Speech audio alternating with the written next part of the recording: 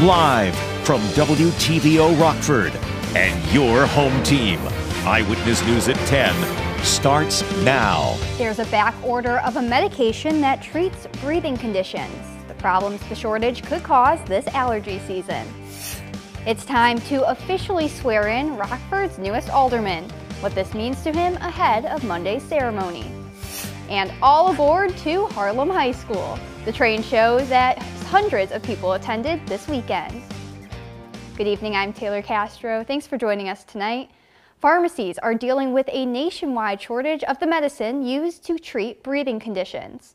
There is a backorder of albuterol as a result of an Illinois manufacturer shutting down 3 facilities this year and filing for bankruptcy in 2020. One physician says it seems to be only impacting the nebulized solution. Some offices can still prescribe inhalers with the same medication. There are ways to help you breathe easier this spring and with allergy season on the way. Limit that outside exposure if they know that pollen is affecting them, especially during the midday hours when we find that pollen tends to increase as the day goes on. Another thing that patients can do is try to keep pets away from their bedroom and or sleeping on their bed. Bauman also suggests limiting open windows, especially in the bedroom at night. Air purifiers can also help make sure the air is safe to breathe. A proposed California bill could ban the sale of some of the most popular candies. Supporters say Skittles, Hot Tamales candy, Double Bubble twist gum, and other food items contain chemicals that are toxic and dangerous. The proposal suggests California stop manufacturing, selling, or distributing foods containing a range of chemicals. Those in favor of the legislation say they can cause significant health problems like increased risk of cancer, damage to the immune system, and behavioral issues in children. Lawmakers are considering a ban on TikTok. Representatives in the House appear ready to put a stop to the popular social media app amid concerns China is using it to spy on Americans. Judy Wang has the details. On Twitter, House Speaker Kevin McCarthy announced the House will move forward with legislation to protect Americans from the technological tentacles of the Chinese Communist Party. Illinois Congressman Raja Krishnamurthy Sunday dismissed concerns a ban will alienate young voters. Good policy makes good politics. While TikTok is another social media app and we have a generalized concern about these social media apps, it's different in kind from any other social media app because its parent company is beholden to the Chinese Communist Party. Chinese company ByteDance owns TikTok. The video app, already banned on federal government devices, has 150 million American users. TikTok spied on American journalists. Can you say with 100% certainty that neither ByteDance nor TikTok employees can target other Americans with similar surveillance techniques? Chair Rogers, I first of all disagree with the characterization that is spying. A House committee grilled TikTok CEO for more than 5 hours Thursday.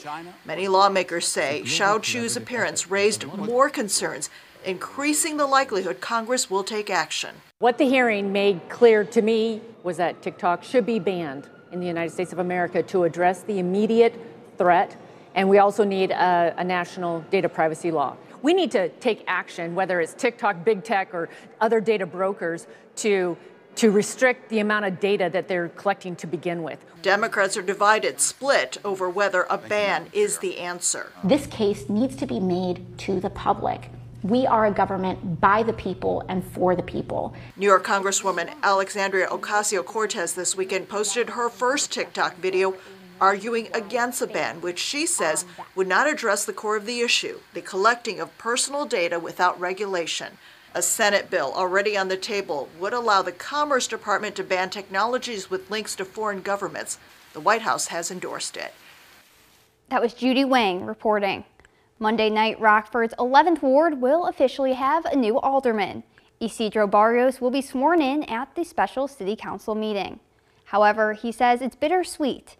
He was close friends with his predecessor, Tuffy Quinones. Barrios spent 40 years in the construction industry, and he runs a community center with his wife. While he mourns Tuffy's loss, he says it's an encouraging sign to have the community's support. So if I did a good job in the past, then now I'm going to do a better job in the future. I lost a friend, but thanks God, I'm going to be able to carry on his legacy. Alderman Quiñones, rest in peace. Barrios has lived in the Rockford area since 1997. His children and grandchildren were all born in the 11th Ward. A local train showcase kept chugging along this afternoon for its second day. This weekend, the Rock River Valley Train Show took place at Harlem High School. There were 60 vendors and 17 displays, including model trains and collectibles. The Rock River Valley Division of the NMRA has kept the train going for the past 31 years, and it hasn't slowed down. About 800 people of all ages stopped by on Saturday. I was taking tickets, and you get all the little kids coming in, and they're just bouncing up and down. They're so excited about seeing everything. And some of the adults are excited too, but they don't bounce up and down so much. The Rock River Valley Division of the NMRA meets each month. Today's showcase also serves as a fundraiser to support their other events throughout the year. A retired Winnebago County Sheriff's Office canine was laid to rest Friday due to a terminal illness. Canine Cliff was born in the Netherlands in 2013. In 2015, Senior Deputy Stan Metzler and Cliff became partners, training together in Pennsylvania. The duo then came to Winnebago County, where they worked together for over 4 years. Cliff was quite the tracker, helping seize millions of dollars in narcotics and drug money. One of Cliff's most memorable calls was tracking for over an hour to safely locate a missing and suicidal juvenile, saving their life that day. There are incredible stories of survival in the southern U.S. Coming up, a look at one town that was ripped to shreds and the people who are picking up the pieces. Temperatures today made it into the upper 40s, but not for everyone. 50s down to the south and 30s back off to the west. We'll look at our next chance for rain and even a couple of thunderstorms for us coming up here in your most trusted forecast a little later. You're watching Eyewitness News, your home team with Taylor Castro, Reagan Holgate, and Chief Meteorologist Candace King. The National Weather Service is warning of possible severe weather in the south less than 48 hours after a deadly system hit several states. More than 24 people died when a tornado struck Mississippi. Today, President Biden issued an emergency declaration for the state. Morgan Norwood has more from Rolling Fork, a town that was hit particularly hard. Tonight, the devastating toll becoming painfully clear after a massive tornado ripped through Silver City and Rolling Fork, Mississippi. The city leveled, unrecognizable, and the families of those 25 killed in the storm's wake in anguish. It's really hard. It's just, nothing to come back to.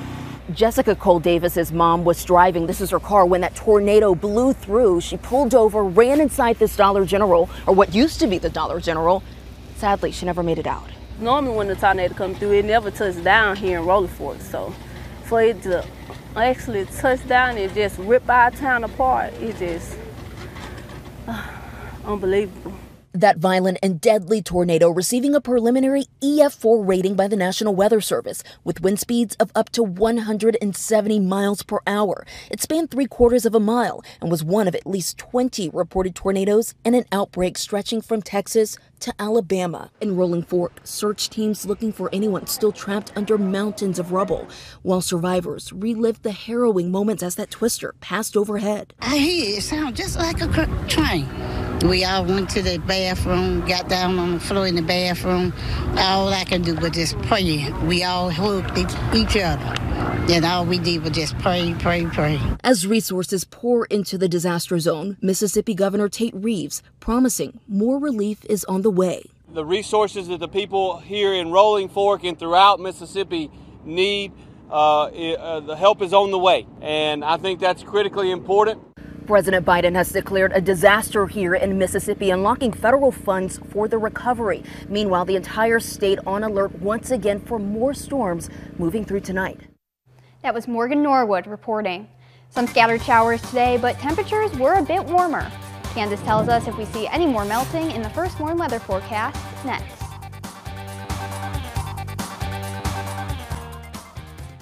Now, your first warn weather forecast from Chief Meteorologist Candace King. some snow, some rain, and even a couple of isolated thunderstorms roll through earlier today. Nothing severe. Severe weather stayed to the south along and east of I-80, south of Chicago, moving into Indiana. Had a couple of snow flurries on the backside of some of those thunderstorms earlier, but things are a little more quiet out there this evening. We are starting to see some areas of fog develop, mostly to the west where the skies have cleared out the most, and there is still quite a bit of snow on the ground. Visibility down across northwest Illinois, falling under half a mile, 7-mile visibility in Rochelle. So a little haze out there as our temperatures this evening drop back through the 30s. 29 though out in Galena with some of that clearing. So areas that are still dealing with a little more snow on the ground. As skies clear out some tonight, could wake up to some patchy fog tomorrow morning. I don't think it'll be anything that'll be widespread, but just something to keep an eye on north and west of Rockford. 34 degrees for our weather watcher Terry here in Genoa. We've got a light northerly wind out there, and winds for the most part will stay light as we go through this evening. Futurecast keeps some fog developing and moving in here by early tomorrow morning as temperatures drop down close to 30. I think we'll see cloud cover for the better part of our morning, and then we'll start to see a little sunshine for the afternoon. So we'll call it a mostly cloudy day tomorrow. As a result, our temperatures will stay in those lower 40s. We clear out a little bit tomorrow night. We should see a little more sunshine as we go through the afternoon on Tuesday. As our winds begin to turn a little more to the west, temperatures will be back up into the upper 40s. Still below where we should be for this time of year, but slowly warming here as we get towards the middle of the week. There is a cold front that comes in though early Wednesday, and with that could bring us a few snow showers going into Wednesday morning and early afternoon. Some very minor accumulations possible with that, if any, going into Wednesday, but it will bring our temperatures back down. Wednesday will be kind of our coldest date we have out of the week. Live look with our SkyTrack camera down in Rochelle this evening as we look kind of towards Interstate 88. In the lights, you see a little bit there of some of that haze and that fog developing. So again, some patchy fog in some spots through the overnight. Pattern changes as we look into the end of the week, getting into the weekend. Well, really towards Thursday and Friday. We get this dip in the jet stream out to the west, so that'll force a ridge of high pressure overhead. With that, that'll pull that cold front that comes through on Wednesday back north as a warm front. This could bring our temperatures up close to 60 degrees by the time we get into Friday afternoon. But if we don't see that warm front lift as far north, or we've got rain and thunderstorms that kind of push that to the south, it may not get quite as warm, and that would limit actually our thunderstorm threat going into Friday. If we get that warm front to lift to the north on Friday and another cold front comes through, we could actually have a couple of stronger thunderstorms we may have to keep an eye on to the southwest late Friday evening and into the overnight. But the pattern gets a little more active, so you've got a couple of snow showers there on Wednesday. Thursday, we could see a couple of thunderstorms late into the overnight as that low-level jet picks up, and then going into Friday as well. So temperature tonight down to about 28 degrees. Underneath that mostly cloudy sky, you've got some areas of fog. We're up to 41 for tomorrow, so it will be cooler out there. A little sunshine towards the latter half of the day. 47 on Tuesday, back down to 41 on Wednesday. We'll keep it into the 50s by the end of the week. Thanks, Candace. Reagan's in next with sports. The madness continues with 4 more teams looking to punch their ticket to Houston.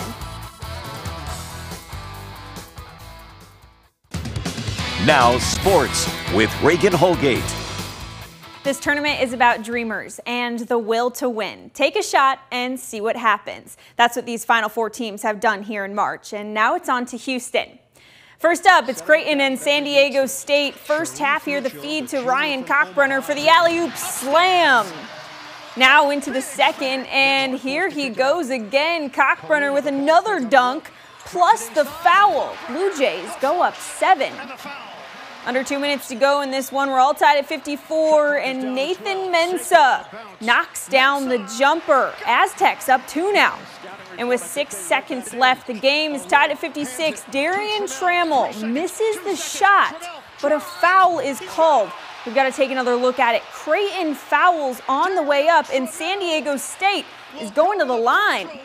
Trammell, he gets one to drop, and as time expires, the ball is tipped out of bounds. San Diego State wins 57-56 to advance to their first ever Final Four. We were separated by 1 point tonight. And if there was time on the clock, who knows what could have happened.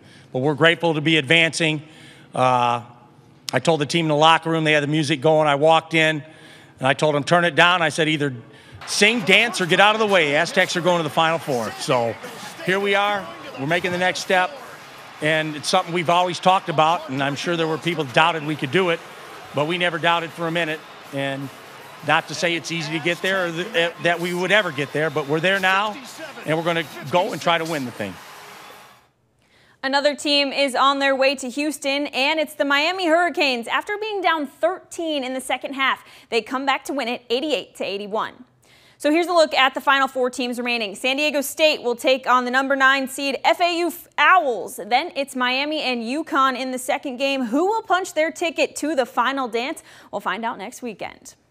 The Bulls continued their West Coast swing in LA this afternoon to take on the Lakers. LeBron James made his return after being out with a foot injury. He comes off the bench. And here he goes driving and in for the layup. The King with an easy bucket in his first game back.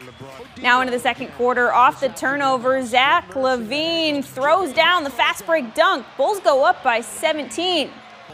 Now to the fourth, DeMar DeRozan knocks down the wide open three.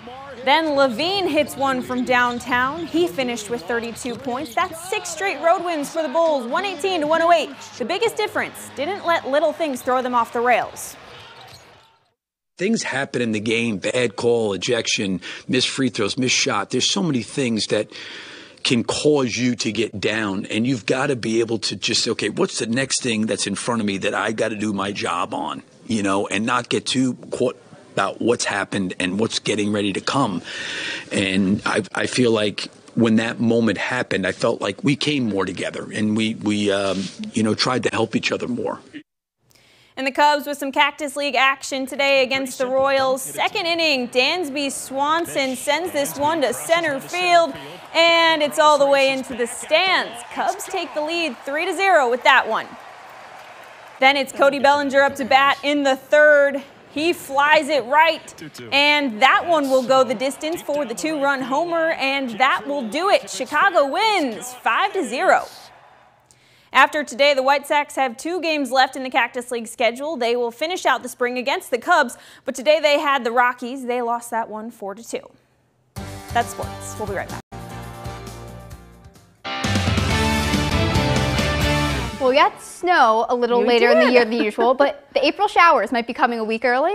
Well, yeah. I mean, we've had some rain too, this month. Yeah, we had a couple of thunderstorms out there earlier today, and we may see a few thunderstorms later this week too. So we kind of need to warm things up and then get an even balance of rainfall as we go further into the springtime. We don't want to overdo it with rain and get too wet and stay on the cooler side of things too. Things are dry out there right now, but I think we could see some fog, and we are starting to see some fog develop west of the region. So visibility is down with some dense fog. Temperatures tonight down around 28. We're up to 41 for tomorrow, 47 on Tuesday. We could see a couple of snow showers during the first half of the day on Wednesday, and then a brief warm up with those thunderstorms possible Thursday night and Friday. Even the 50s are getting me excited. I'll take rain over snow. Exactly. Thanks, Candace. Thank you for joining us. Have a great night.